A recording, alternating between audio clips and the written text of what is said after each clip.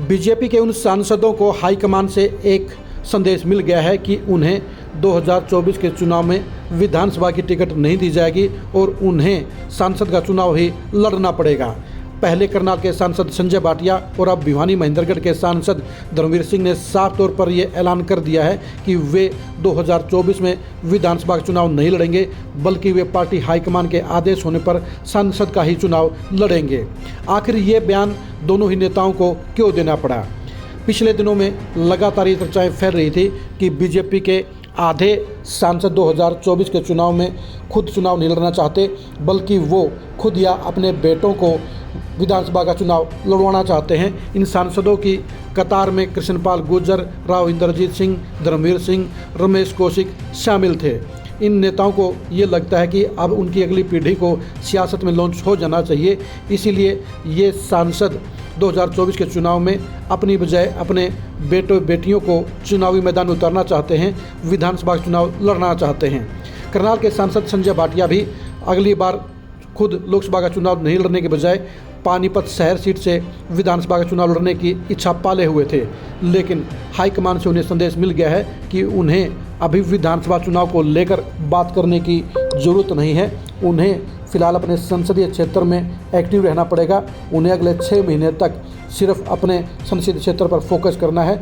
उनके बारे में अभी कोई फैसला नहीं लिया गया है।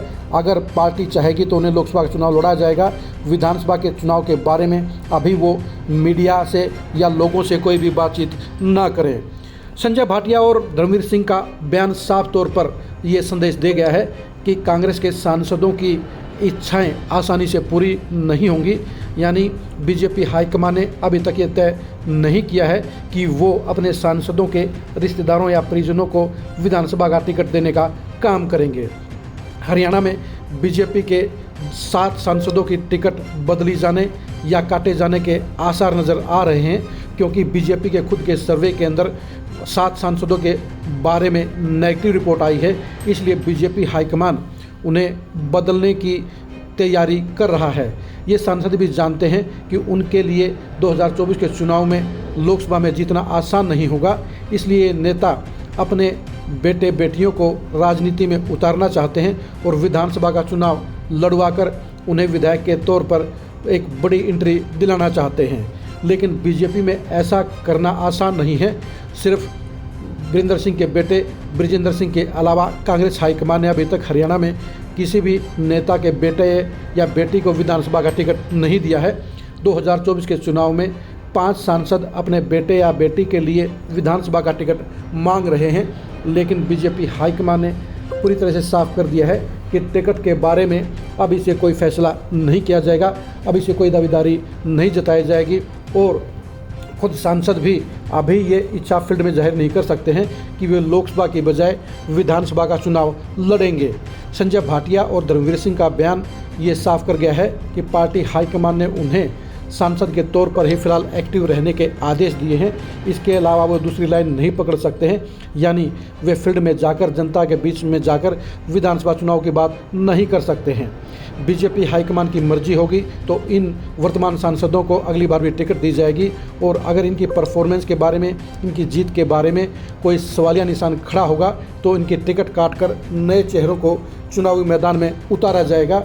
यानी इन सांसदों की ना तो अभी लोकसभा की सीट कन्फर्म है और विधानसभा चुनाव के बारे में पार्टी हाईकमान ने फिलहाल उनकी फाइल को बंद कर दिया है।